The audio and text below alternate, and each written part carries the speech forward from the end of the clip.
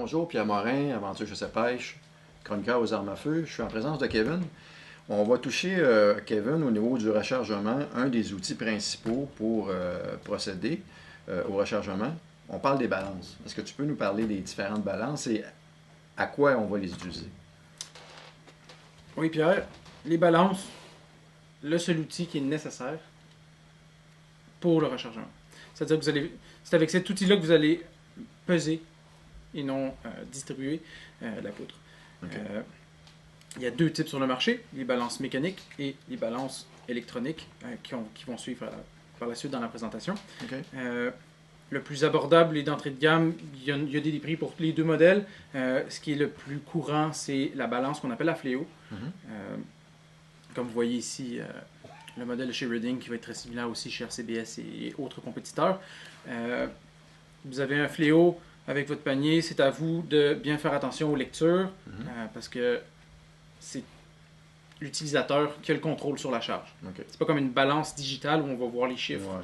On aura fait notre zérotage. Donc là-dessus, il y a le zérotage comme toute balance, plus la lecture à décider. Donc on met la charge cible, puis après ça, on distribue. Mais on s'entend qu'en termes de précision, même si elle est peut-être un petit peu moins facile d'opération, on a toute la précision nécessaire pour peser les charges. Sur le marché du rechargement, la vaste majorité des balances ont une précision de 0,1 grain. OK. Donc, ce qui est le minimum. Donc, il n'y a pas de problème pour la sélection de la balance. Après ça, c'est des options. Je ne sais pas si vous voyez les deux sur le même plan ici, entre la Reading et la RCBS qu'on appelle la M1000. C'est juste que la capacité de charge est de 1000 grains sur celle-là. OK. Puis quelques petites variations pour faire l'ajustement final de la charge, mais le principe d'opération est exactement le même. Okay. C'est juste, on parle de différentes capacités de poudre.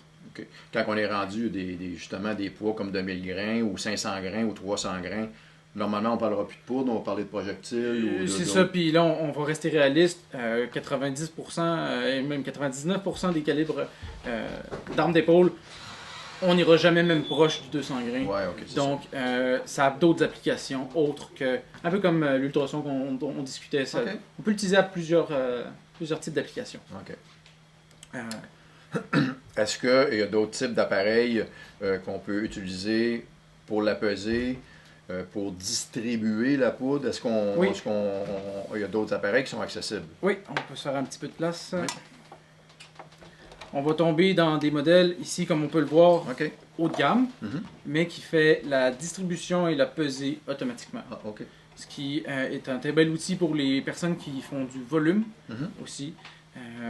Et plus de flexibilité. Il y en a, comme on en discutait depuis le début des capsules, il y en a pour tous les budgets, donc c'est normal. Puis c'est un bon exemple d'une balance digitale. Ça aussi, il y en a, comme les modèles précédents, des moins dispendieuses puis des plus dispendieuses, puis qui s'adaptent à la quantité de poudre qu'on a besoin de mesurer à la fois.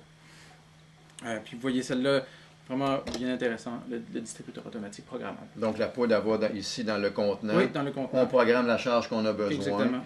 Et c'est la machine qui, elle, va distribuer dans le petit contenant la quantité précise qu'on doit utiliser selon la charge qu'on a décidé de prendre. Puis vous pouvez même programmer l'unité, puis elle va tout garder en mémoire. Ah, OK. C'est vraiment très intéressant. Une belle petite machine. OK. Bon, merci Kevin. Merci Pierre.